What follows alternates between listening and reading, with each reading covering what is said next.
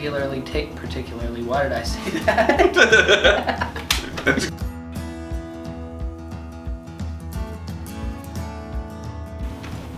What are you looking at me for? Because you did it last time. Oh, so we're gonna start completely. Yeah, I think. That's good. All right. You have just messed it up. Oh, this is hard, man. All right, this We're is the just oval learning cog. how to do this, so. Yeah, we're trying to figure this out. This is the oval cog. We're doing a wins and losses video, just covering the whole trip, and then pros and cons of taking the 350s. So the number one pro would probably just be the fact that we did take 350s, and there was a lot of things that kind of just made that pretty ridiculous. So Yeah, that's a great accomplishment in itself. Riding a Honda 350 for 7,000 some miles around the country with all your luggage on the back, it was incredible. So what do you guys got as far as the pros on riding a 350? Comfort. no pros. Oh, pros. Pros.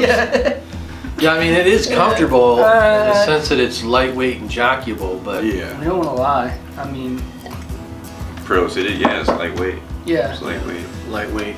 Easy to work on Yep. for the most part. Yeah. Mechanically Simple, I guess. Yeah. Yeah. Yeah, you can take them off road onto some trails, and which we did a little of that, and you can jockey it in and out of traffic, which is definitely a pro of the 350. So,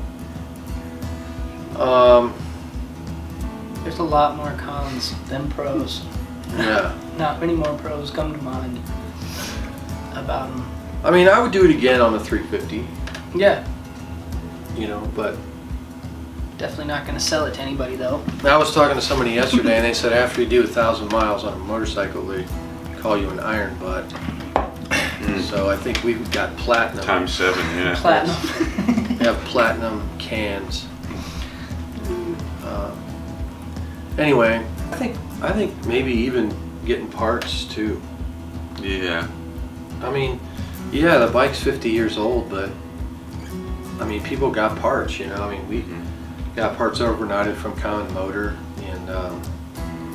and people just have stuff laying around. Matthew Harlow. Oh yeah. Up in Seattle, he had some parts laying around that we needed, and so I think that's a pro. Yeah. I mean, there isn't many pros. Yeah, the cons definitely are more plenteous. Yeah. It was nice that people appreciated it. So many people would walk up and be like, I learned how to ride on one of these. Oh And yeah. they'd be like, no way you're taking them that far. So that was sweet. Yeah, because that surprised me a lot because I really had no motorcycle experience. And I think the stoke of everybody that we came in contact with was different, Like for some reason I had a thought that, I don't know, but it was cool. People were excited. Yeah. Yeah, I mean, almost every gas station we stopped at, unless there was nobody there, like in Nevada in the middle of nowhere, where you don't even have an attendant, everybody said, either their dad had the 350 or they had one. It was incredible. Yeah. It was amazing. And that was cool. Yeah, and cons, there's tons of them. The first one that comes to mind for me is the drum brakes. There's not much confidence in them, and when you're going through the mountains and stuff, it is a little bit scary. Yeah, I think they upgraded that in 73 and 74, but our bikes were 70, 71, and 72, so. That and the small gas tank. Yeah. So, tops for me was 100 miles on a full tank and reserve, so that was a kind of. Yeah, definitely. The room, the seats, not much comfort there at all. Yeah. Yeah, I mean, that was probably one of the hardest things was just having a sore butt. Yeah. was thinking about suspension, but we upgraded the rear, and you upgraded your front, right? You know, so I don't know. I that was a con for me, but I didn't think about upgrading it. I did a little bit, but I didn't think I'd need to, and that was something that was kind of scary to me more so than the brakes, was just the suspension on the front, which I don't know what could have came of that, but it was like if I hit something, I felt it, you know, pretty majorly. Yeah, the front suspension was a bit scary. Yeah. If you're on a rough road. Yeah, you guys were both running stock. Yeah. And like stock springs, 50 years old, everything. Yeah. So. Yeah, they didn't feel very great. You'd hit a bump and like hear them smack, and you're just like, oh. Yeah.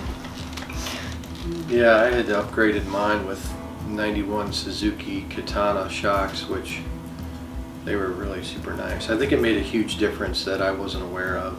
Yeah. So even vibration, like I didn't have major vibration. I could go 65, and that's when I really started feeling the vibration. Other than that, it was pretty solid. Oh, speaking of, a con would definitely be speed. Yeah. Yeah, a con to the Pro of being able to weave in and out of traffic was it was never like super fast, you know. If you had to move, it was like, yeah, you know.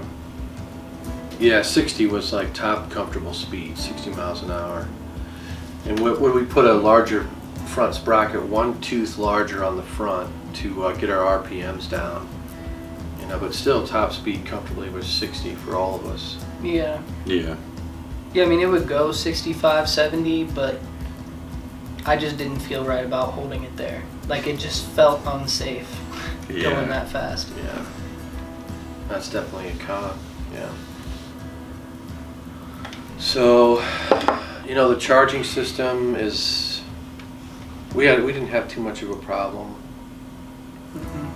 And all of our wiring was updated except a couple things.